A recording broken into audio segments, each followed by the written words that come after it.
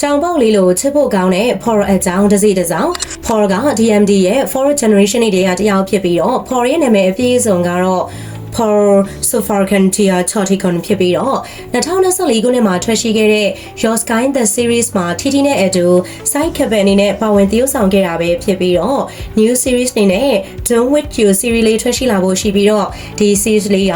Paul TT ရဲ့ cover လေးရဲ့ first main lead series လေးပဲဖြစ်ပါတယ်။ရိုက်ကူးရေးလဲစတင်နေပြီမလို့မကြခင်အချိန်အတွင်းမှာ new series လေးနဲ့ပရိသတ်ရဲ့အရှိကိုရောက်ရှိလာတော့မှာပဲဖြစ်ပါတယ်။ Paul အကြောင်းကိုဆက်ပြီးတော့ပြောမယ်ဆိုရင်တော့ Paul က Devi Maron က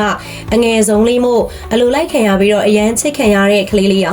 DMD မှာဆိုရင်လေ TT နဲ့ Pacto လို့အငယ်လေးတွေရဲ့ကြားထဲမှာကလေးလေးပြန်ဖြစ်နေတဲ့ Paul ကအရန်ဆိုရင်တော့အရန်နေအေးပြီးတော့စကားအေးတဲ့ intro ပါလေးစကားနဲ့ intro ပါလေးဖြစ်ခဲ့ပေမဲ့ DMD ကိုရောက်ပြီးတဲ့နောက်မှာတော့စကားနဲ့ကောင်လေးကပြောင်းလဲလာခဲ့ပြီးတော့အခုဆိုရင်တော့ချက်တူရွေးဖြစ်လာခဲ့ပါတယ် Paul အတွက်တငယ်ချင်းအရင်ဖြစ်တဲ့ဦးဦးကတော့မတဲ့အတူနေကြောင်နဲ့ချွတ်လို့အမြဲတမ်းချနေကြတဲ့အချစ်ဆုံးတငယ်ချင်းတွေပဲဖြစ်ကြပါတယ်။ Paul ကမသိခင်တော့ဆိုအနေအေးပြီးတော့စကားနဲ့လို့ထင်ခဲ့ပေမဲ့တကယ်လက်တွေ့မှာတော့ပေါက်ကရမှန်သမျှအကုန်လောက်တာလို့လည်းဦးဦးကပြောခဲ့ပူပါတယ်။ Paul ကအကောင်းကင်တဲ့ချက်လေးတွေကိုကြည့်နေရတာသဘောကျပြီးတော့ပင်လယ်နဲ့တိမ်လေးတွေကိုလည်းအရန်သဘောကျတဲ့သူတစ်ယောက်ပါ။ Paul ကသူ stage ပေါ်မှာရှိနေတဲ့အချိန် Fanny ကဝင်းရံထားတာကိုမြင်လိုက်ရတဲ့အချိန်တိုင်းသဘောကျမိသလို Paul က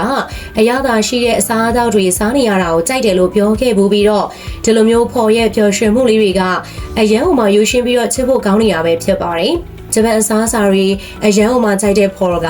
အရသာရှိတာလေးတွေကိုစားနေရရင်ပျော်နေတတ်တဲ့ကြောင်ပေါက်လေးပဲဖြစ်ပါတယ်။ Paul အကြိုက်ဆုံးအယောင်လေးတွေကတော့အပြာရောင်အဖြူရောင်အမဲရောင်လေးတွေဖြစ်ပြီးတော့ Paul ကိုကြည့်လိုက်တဲ့အချိန်တိုင်းအဖြူရောင်ကိုပို့ပြီးတော့အဝတ်များတာကိုသတိထားမိကြတာပါ။ဒုတိယအများဆုံးဝတ်တာကတော့အပြာရောင်ဖြစ်ပြီးတော့အမဲရောင်ကတော့ပုံမှန်အချိန်တွေထက် event တွေမှာပို့ပြီးတော့ဝတ်လေးရှိပါတယ်။ Paul ရဲ့ချစ်ဖို့ကောင်းတဲ့အမှုကျင့်လေးတွေတခုကိုပြောပြရမယ်ဆိုရင်တော့ Paul က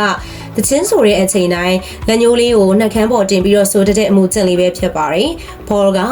Paul ရဲ့အကြောင်းအရာတစ်ခုကိုသဘောပေါက်လွယ်တာနေပြီးတော့အရေးပြရင်တော့အကောင်မြင်ဖို့ခက်တဲ့ကလေးမလို့ Paul ကိုစကားလမ်းကြောင်းကွေးဝိုက်ပြီးတော့ပြောနေရင်တော့ဦးကြောင်ကြောင်နဲ့တွေးမိနေမဲ့ကြောင်ပေါက်လေးဖြစ်ပြီးတော့ကြောင်လေးတွေရဲ့ထုံးစံအတိုင်း Paul က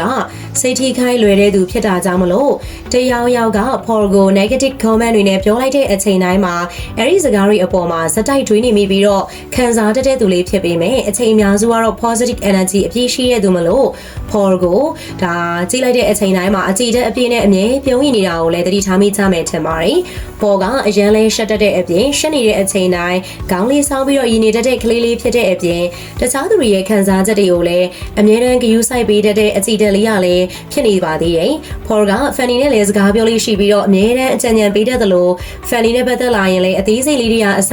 အမြဲတမ်းအလေးနဲ့ထားတဲ့သူတစ်ယောက်ပဲဖြစ်ပါတယ်။ဒီလိုမျိုး positive energy အပြည့်နဲ့ချစ်ဖို့ကောင်းတဲ့အကြောင်းပေါက်လေး Paul ရဲ့အကြောင်းကိုအဆုံးထိလိုက်ပါပြီးတော့နားဆင်ပေးတဲ့အတွက်လည်းအားလုံးကိုကျေးဇူးများကြီးတင်ပါတယ်။နောက်နေ့ရဲ့တင်ဆက်မှုတွေမှာပြန်လည်ဆုံတွေ့ကြပါစို့ရှင်။